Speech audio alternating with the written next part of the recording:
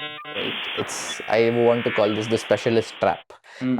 Everybody loves a specialist, Hmm. right? Everybody wants a specialist. Like I want a developer specialist, I want a platform specialist. Hmm.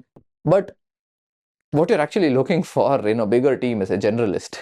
And at what point do you see that one of my engineers should start to become a specialist, or like when do you want to specialize your capabilities? At how does this evolution look like? So, hi folks, we're back again with another episode of One2N Bits. My name is Srivatsa. I'm a site reliability engineer with One2N. And on today's episode, we have Jaideep again. You've seen him time and again on different topics. And today's topic that we want to, extensively discuss is platform engineer. And not from an angle of technology, but rather putting on a strategic hat for this and analyzing the landscape, how to scale platform teams, what mindset does it take, right? Approaching this from certain first principles that existed before platform engineering, right? So, Jaideep, I think from your experience right now, and also with a lot of trends kicking in, how do you see the platform landscape scattered today? I think if I look into it, right, in my opinion, work with a different set of organization from small to bigger enterprises. Will everybody want to adopt the practices? For smaller organization, there is a very thin line which is very blurred between DevOps, SREs, and platform engineers. For bigger enterprises or bigger organization, they have very dedicated team, but it's very convoluted. It's not very clear separation that what they are trying to say as platform. Either they are actually supporting developers uh, with or without any layer of software.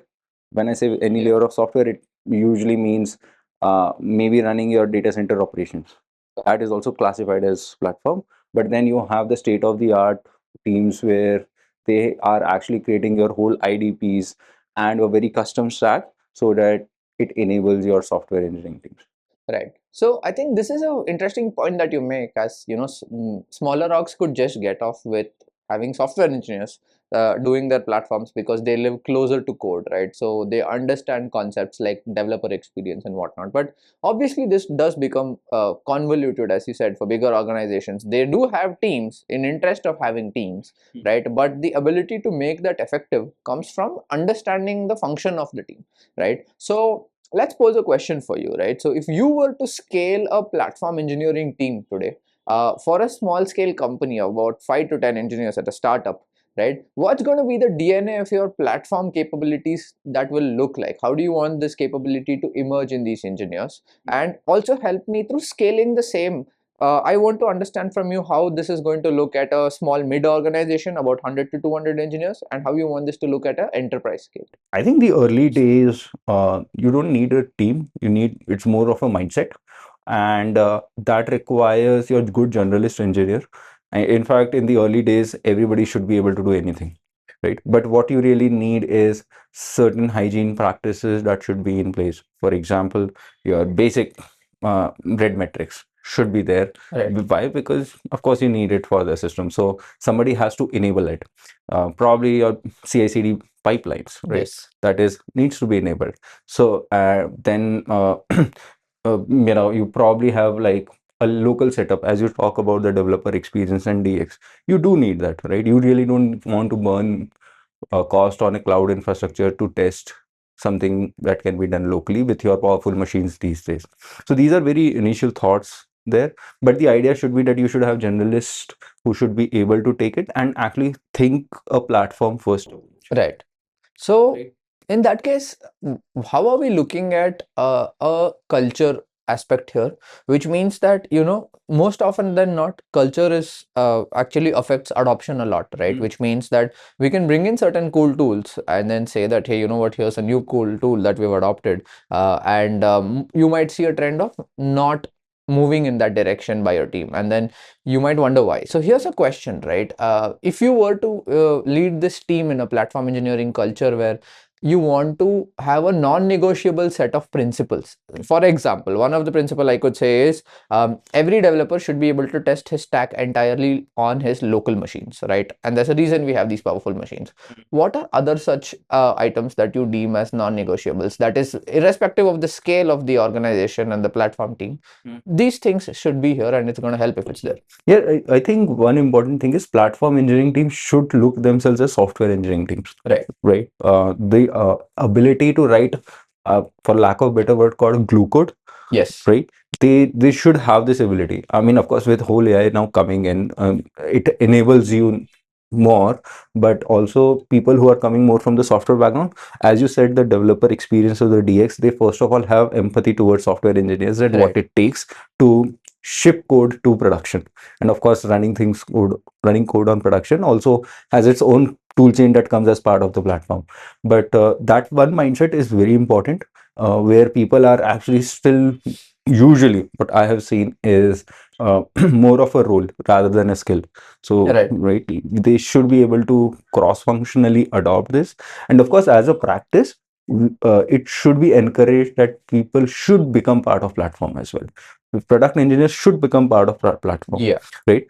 Think that if product engineers are actually running the core of the business for the customer, platform team should be also focusing and treating those product teams as their customers. Yes. And then trying to sell them. Right. Because you, at the end of the day, you are actually catering to software devs. And by the way, convincing them is actually a challenge because they know what they are doing. Yeah, adopting dev tools for a developer team is yes, they will not take anything and everything. You will have to convince them, you will have to sell them that, hey, this actually enhances your productivity and your time to ship your code to production, and running things on production is much more faster with your platform. So there has to be selling for sure. You can't live without it. If you're doing more of a top-down approach, then probably the self-serving mode will not be adopted. That's the whole core of a platform engineering team, that you need to actually have a self-serving mode.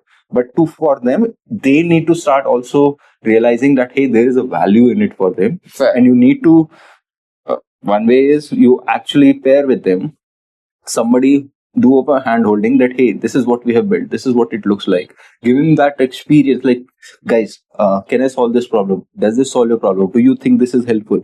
Taking up a customer feedback, exactly, how you take for any product in the world, and then validating that, hey, what. And I think this is where a platform team with a product mindset helps, right? Yes. And perhaps this might not help in the initial days, because if you're a 5-member team, I'm sure everybody knows what to do, right, at each stage. Yeah. And this is a very early nascent question for a team of 5. Yeah. But where this culture of treating your platform as a product, and perhaps at enterprises where, you know what, even platform teams have product engineers driving priority for adoptions, right? It becomes all the more important. However, a very notable point here is that platform teams are spread sort of quite thin in the terms of an interface, right? If you think of a developer team and a platform team and there's an interface in between, you're spread quite thin on them. The reason this is deliberate is because there's a lot of context riding on developers, if you think of it, right? I mean, you are interested in your developers as first-class citizens because you want to make their DevX better. Right. But developers are interested in their code because they want to make the business better. There's higher things at stake, right? Yeah. You know, if you try to disturb a developer with these fancy tools or like just change his tooling every now and then, I don't think adoption is going to happen. But you know, one thing that you talked about, when platform teams are actually helping other teams. Yeah. From a leadership perspective, you are not able to find a value in those platform teams because it is not affecting your business. But of course, right, like if you're a footballer and a shoe of yours, which is actually good shoe, helps you to enhance your performance, you will not realize. Only the footballer knows, right? But not the audience who is actually watching the footballer. So are you implying anyway that despite platforms being a product team, a platform team is a cost center? it comes across that, right? And it requires a thought process from the leadership, because at the end of the day they value what's actually the product, the core of their product is actually making money, Right. which is true. But you need to also empower these platform teams that, hey, this is required. Of course, there has to be some glue in between the leadership and the engineering team to make them realize the value proposition of it.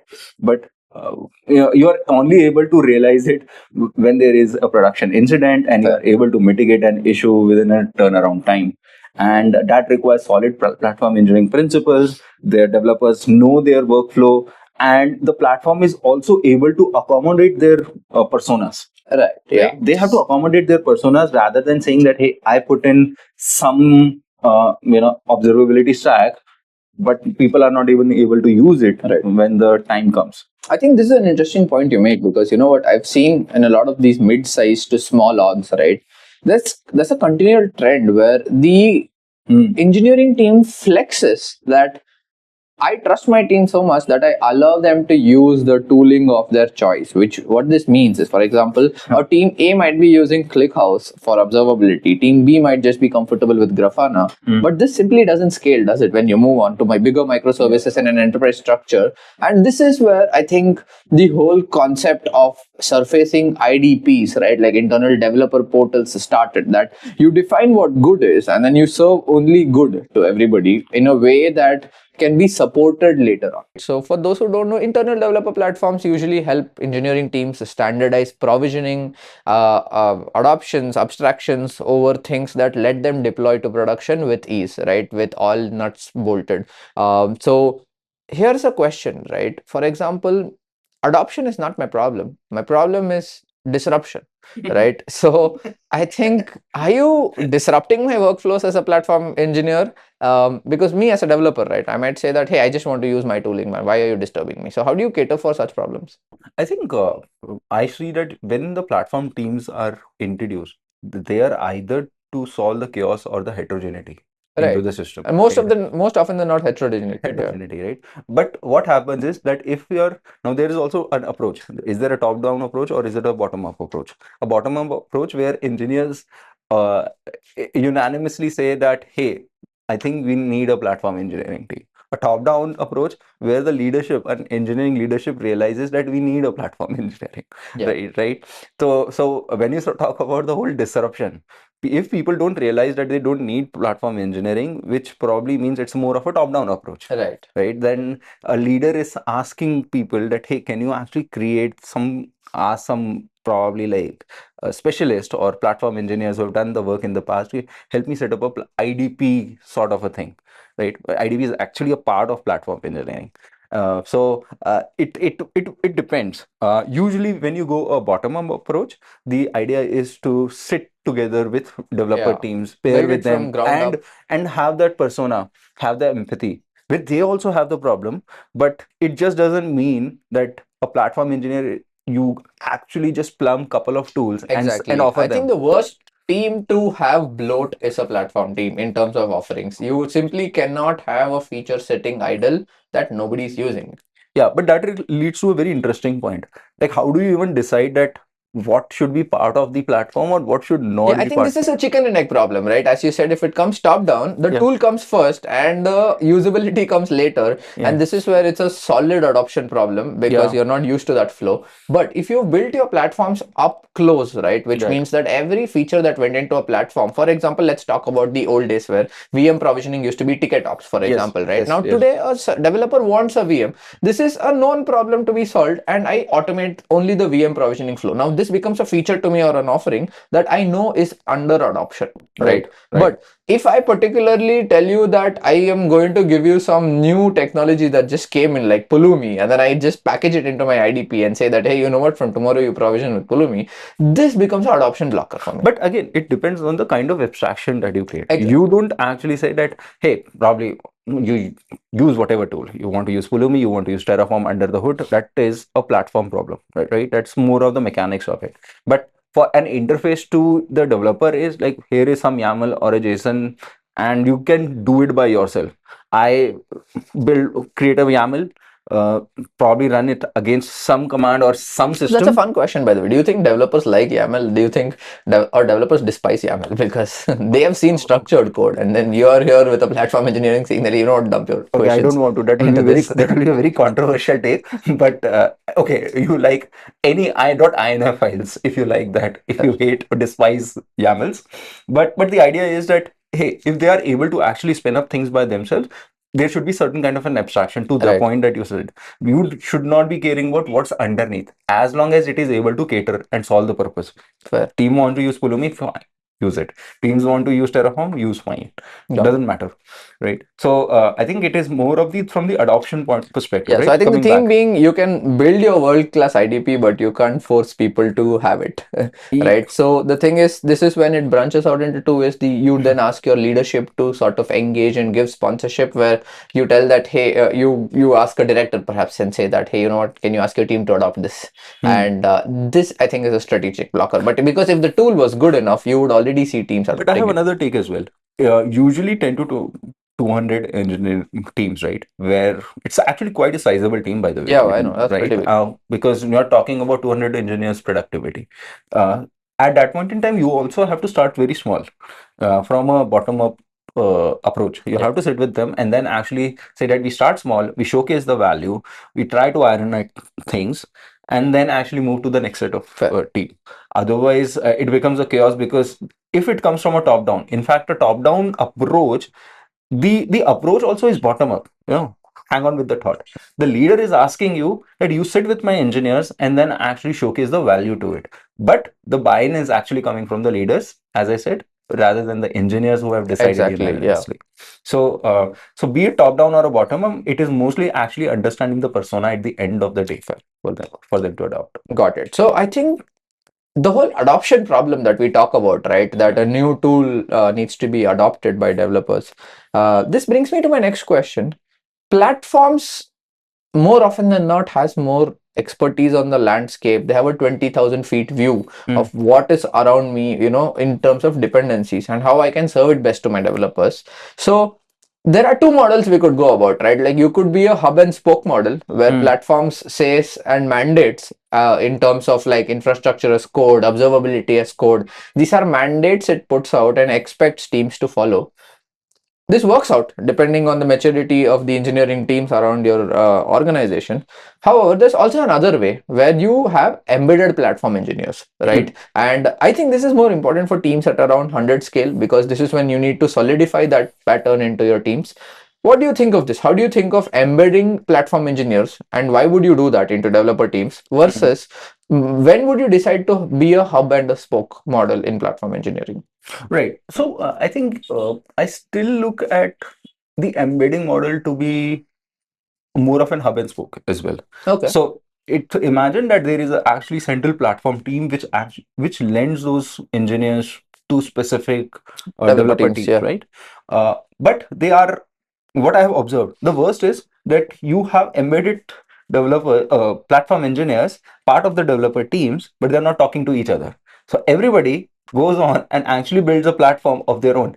Right. Now imagine that now you have n teams and there are like no common denominators, and you are like those engineers are actually maintaining it. But can you clarify what N platforms mean here? N platform is developer teams, right? Right. Here.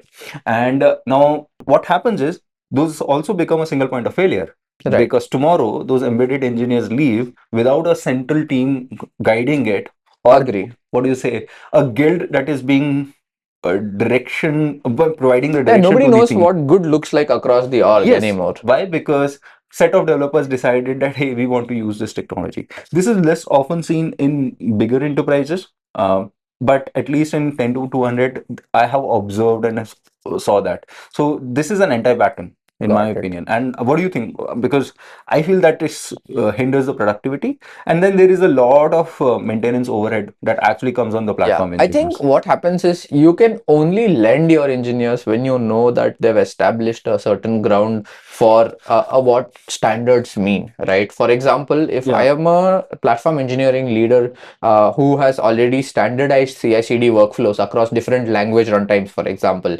who's standardized observability, saying giving assurances like, for I don't care what app that comes up in production, I will give it observability. These are certain standards and guarantees, right? The ability to your developer teams to give local testing. Once you've standardized this and developers know about that, and then further need help, it is at that point I would embed. For example, we're doing up a greenfield deployment, right, at a new site that really matters to us.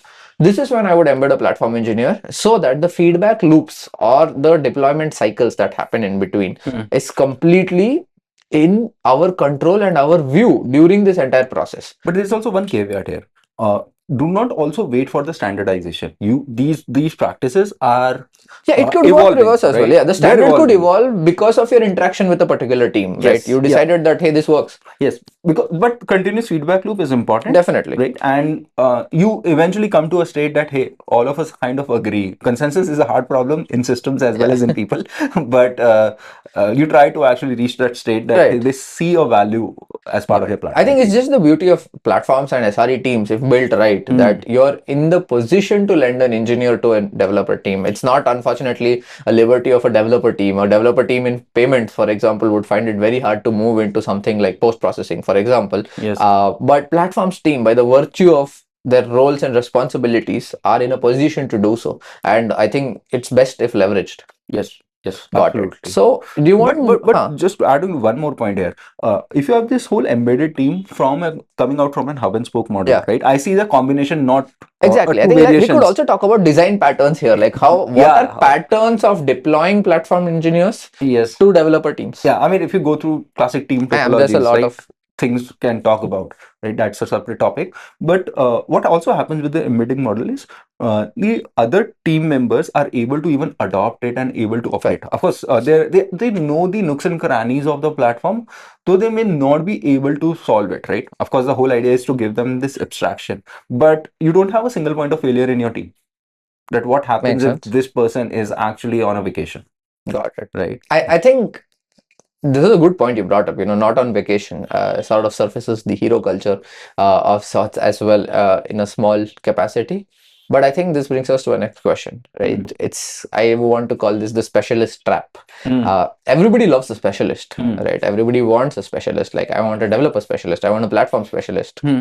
But what you're actually looking for in a bigger team is a generalist, right? So you want somebody who can do everything for you, right? But a specialist can do one thing well, right? So how do you see this trap? When do you think a team should be generally expertise, like should have general expertise across the technology stack? And at what point do you see that one of my engineers should start to become a specialist? Or like, when do you want to specialize your capabilities? How does this evolution look like, Yeah, I mean, as we discussed, initially every good generalist engineer picks up things and do that. Right. I think the specialist starts coming I think I want to ask you a question. When you say everybody picks up things, right? I get it. In startup, everybody writes their own pipelines.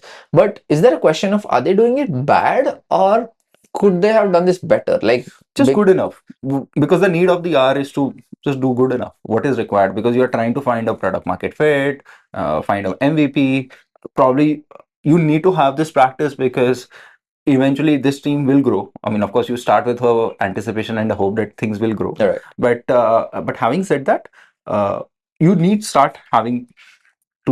the specialist when there are bigger enterprises and some set of a tool chain which might be either be proprietary or which a lot of people doesn't have a lot of exposure. It's a very enterprise grade software. Fair.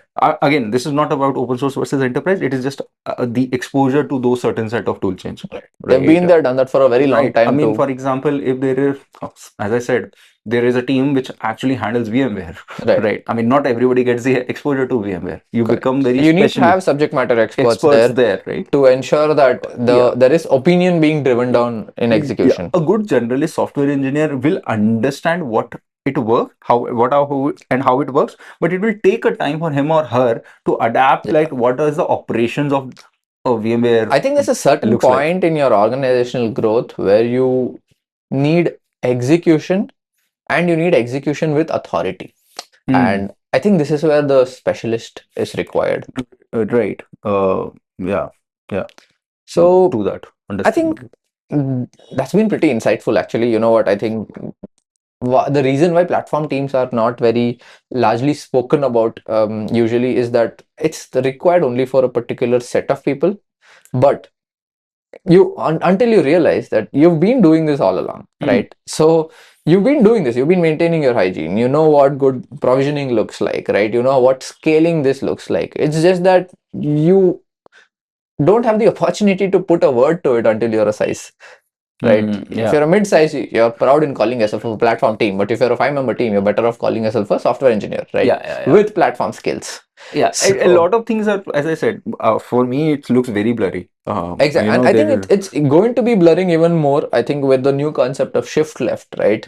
People want to shift left for developers. Shift left, by the way, means that whatever platforms, which means you own it, you ship it, the capability to absorb the mindset of a platform engineer, the mindset of a site reliability engineer. I think it's only starting to increase the cognitive load of a developer. Right. Somewhere I feel it's affecting their developer productivity. That's a very good line, the cognitive load. In fact, I used to talk about what One2N does. I said we reduce cognitive load. Right. Like people didn't used to get what does it even mean. Right. But a very good point of actually reducing the cognitive load. By the way, this is actually a very favorite topic, that if you are able to reduce the cognitive load, or is that the ultimate DevOps? Or the yak shaving, which you cannot avoid. It's inevitable, but you still need to do this, right? Maybe how you manage your secrets, how you're managing your whole CI/CD pipeline, how you're managing your whole alerting system. Every developer needs that. They need to be there, but your constant ability to zoom into the products which is available in the market and able to cater and adopt it to the IDP is important. Makes sense. But having said that, very important aspect, when you talk about the tools, how you have seen tools actually coming from the developer teams and then the platform teams saying that, hey, this is what you should use. Like, what is your take there? I have some thoughts on this. I think this is a fun part where, like if a developer team adopted the tool first, right? I think the purpose has been met. And the reason for the tool's existence in the developer's tool chain is because of that purpose, right? However, I think the minute this responsibility shifts to a platform team, there is a new problem statement that the team has to solve, which is, should I make this one size fits all, or should I start personalizing this as a service? Yeah, I generally feel whose ownership it is. Exactly. But if you have a separate platform team, it's platform team's ownership. But did platform team, now you're reversing the equation. Now the developer is saying, this is the tool we want to use. And now the platform team is in a limbo, that should they be actually making it part of the IDP? So circling back as thinking of platform as a product, do you think this is just your customer giving you a requirement? Yeah. Right. Now you have to take it or leave it. But the onus and the ownership, I think for me, it is the cost of ownership. That is actually more important. Because if you're asking me to use up a database without giving a justification, then it becomes a problem. And here, platform teams should be discussing as architect. They should be part of the architectural decisions, rather than there is a requirement from the dev teams that, hey, I want to use new database, especially. And I think it's more important. Maintenance is the challenge, right? Until and unless there are a lot of operational challenge that one has to realize. Of course, there are like SaaS offerings and whatnot, but you still need to understand the nuances of how this internal database is working. Absolutely. When there is a production incident that happens eventually, right? And I think this is where it's important. For example, more often than not, for a tool that emerged out of a developer team, right? Let us say, not more than tools, perhaps developers usually work with a lot of runtimes. So let us say tomorrow that there had to be a product need in a developer flow where we had to introduce a new runtime like Go. Okay. Now, how would you support this immediately as a platform? For example, you know that across your organization, you've been a Java stack all your life. Right. Now we are seeing Go runtimes kicking in. Now, instinctively, what I would ensure is that 100% first class citizen support for Go, which means observability out of the box. Because to me, I know that it's not a problem for solutioning. I can put observability agents and get my Go into this. But doing this at platform layer gives confidence tomorrow to another team that wants to adopt Go. Yeah, but again, it is also the cold start problem. The moment a new tool chain, as you say, a programming language stack that is introduced. You have to also define the toolchain around that. Probably your CI/CD pipelines, how your builds Exactly. are. Maybe from a dynamic language, you're doing up a static language, which is good, right? Or vice versa. I don't think so.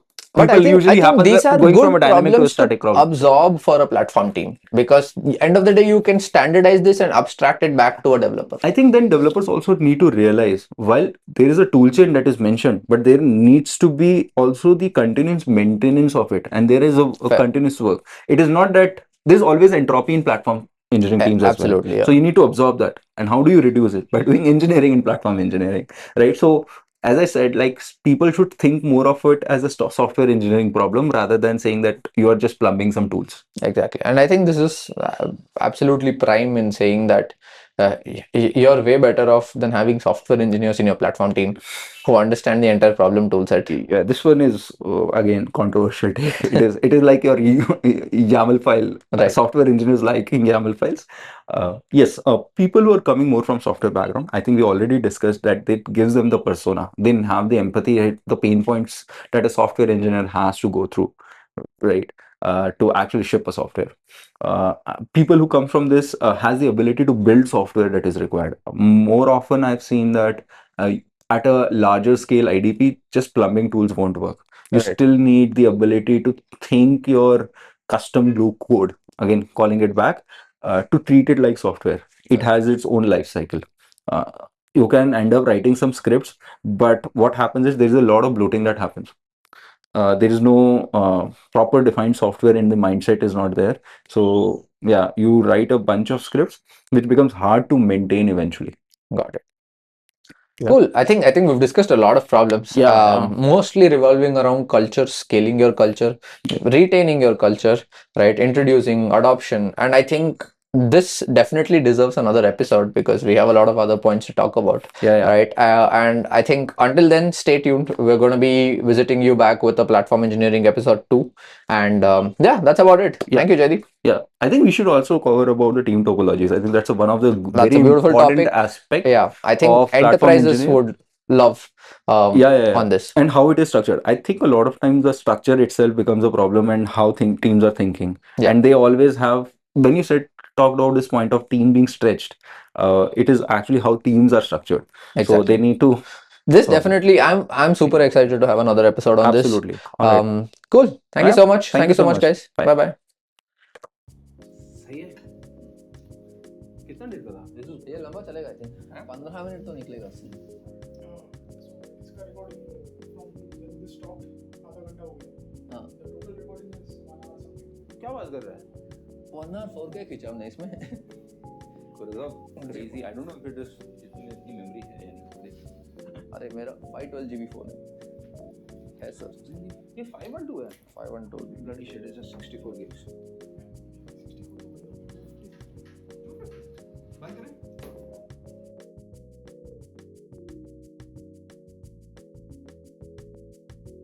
I think there's also an undertone of how the mindset an organization should have about dealing with platform teams is that platforms is also a product, right? And if you don't treat your platform as a product and just a tool, then you have an adoption problem. But if you have a product mindset while driving this, क्या हो गया? बंद हो गया? Overheat हो गया? Phone? Gimbal?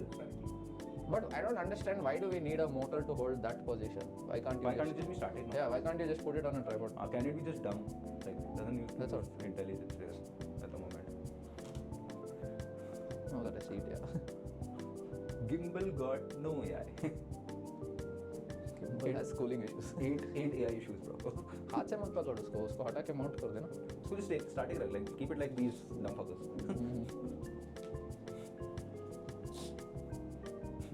But the biggest surprise is it can't run in static mode. It always has to use its intelligence. Yeah.